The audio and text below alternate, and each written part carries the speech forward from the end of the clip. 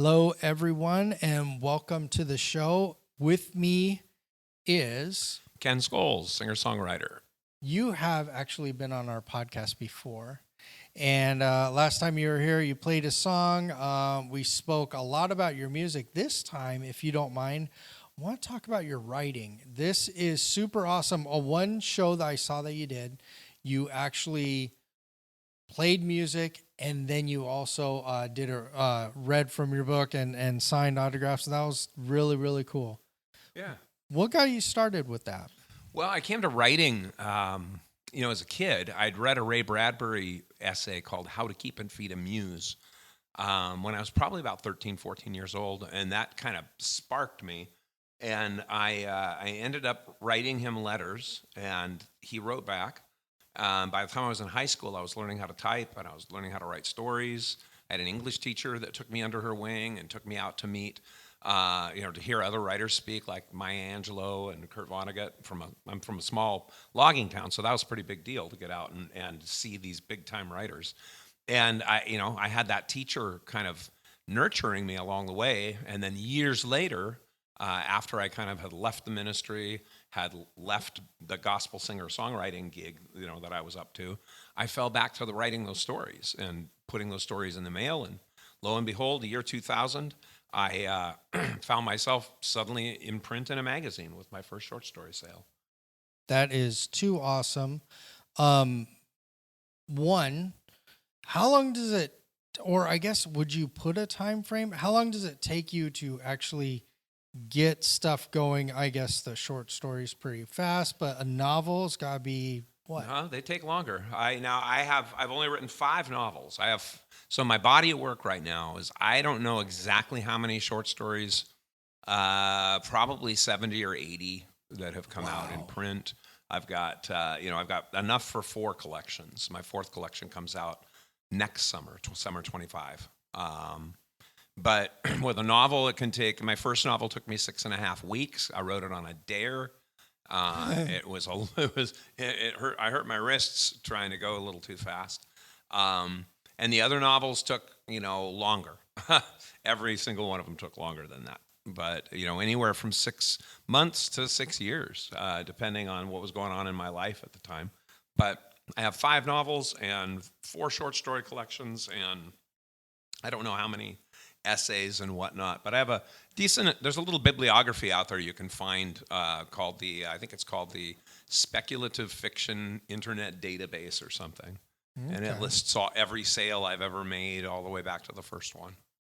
And you've won awards, and gosh, you're recognized. Even some of your stuff is in different languages. Yeah. I've had I've had some stories translated, and I've had the first 3 of my 5 novels came out in French and in German.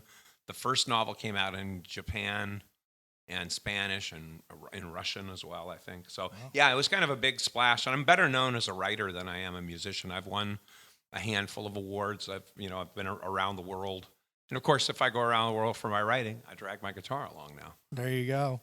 And let's say someone is just starting out writing. What would you tell them to start with, or how do they even go about like that step of getting published? Yeah, I would start with identify who you like, who you want to be like, who you enjoy. Right, the same with music, right? If you figure out who it is that that inspires you to do it, and then read about them and figure out what they did. So when I was doing it was Bradbury, and everybody broke in the same way back then. It was stories in magazines, and you'd send them off in the mail. We didn't have an internet, and you couldn't self-publish your work because that was the kiss of death. So you had to wait and get good enough. So I always recommend figure out what it is you want to do, and then start doing it and keep doing it until somebody else tells you that you're good enough at it that you can get money for it. Somebody that isn't your mom or your dad, right? Somebody that isn't your best friend. But there's a level of mastery that you have to get to. Same with playing a guitar and getting up and singing a song, right? You have to get to a certain point where you can make all those chords and make all those notes and make the words make sense. And it's the same with the writing. You show up every day and you work at it until people throw money at you. Yeah, that's the hope. That's the dream. Um, let's see. I'm trying to think of more of what to say. We were talking about the hybrid events where I mix the singing and the speaking. Yeah, let's do that. I do. Go ahead. You can. And I noticed that a lot of the gigs that you have, it's not only you are singing, but you're also writing stories. How do you approach venues to even do that? Is it bookstores that you reach out to or coffee shops? Yeah, I mean, I do. So I kind of do. So I do a lot of different things. So I reach out a lot of different ways. I'll reach out to the bars and coffee shops as the singer-songwriter, but I'll go into the libraries as Ken Scholes, the author. With the libraries, what I'm finding is that there's more room for hybrid. So I've, for instance, I've done a thing at the Cornelius Library called My Trailer Boy Life, where I sing some of the songs, some of my music, and then I wrap it around a short story. So I read one of my short stories and I sing some of my songs. I also put together a little show.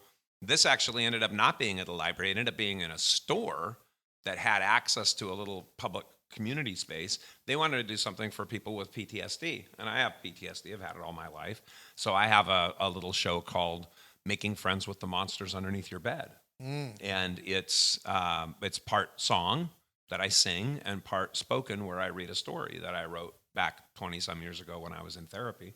And so you put it all together. And so when I'm packaging myself, I have, different canned kind of notes, some that go out saying I'm a hybrid, some that go out saying I'm a singer-songwriter, some that go out saying I'm a writer. And then when I get into a space and start meeting people, then I look for other ways to unfold what I do, because ideally I'll come into a town and I'll do a little talking around the consulting stuff that I'm good at doing, and a little singing because I'm good at the music thing, and a little, helping other writers kind of figure out their path, or promoting my own writing by giving a reading or teaching a class.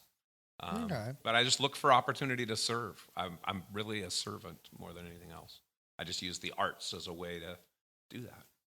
And I don't know how big the community is for writers, but one person who is also a singer, Amy Blue. Do you happen to know Amy? I don't know her off the top of my head, but I suspect that if we scratched the surface very far, we'd find a lot of mutuals.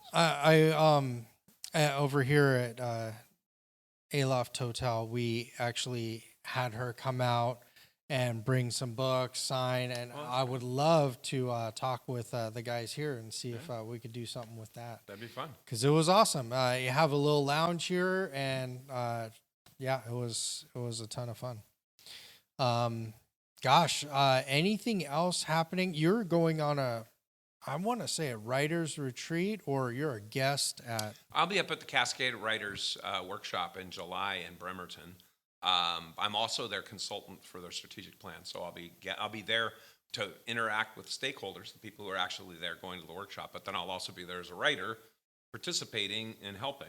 Since I've been doing that for a bit. So I have that coming in July. But then I've also got I'll be making another trip up to Bellingham. I've already landed a gig up there at I think it's I'm still waiting on the details. I think it's a bar, but I'm not positive. And then I've got in October, we have our big Oregon science fiction convention happens, and I'll be at that promoting myself. They actually book me usually a show of music along with the stuff I do as a writer. So there you go. It's it pays off having that many hats. I enjoy it. I don't know what I'd do without it. I just kind of flow around. I never feel very busy because I'm always doing something I love. Awesome. Well, listen, thank you so much for always making yourself available and coming down and talking with us. We really, really appreciate it. Ladies and gentlemen, Ken Scholes, good to be here. Thanks, Shane. Anytime. Awesome. Hey, thank you so much.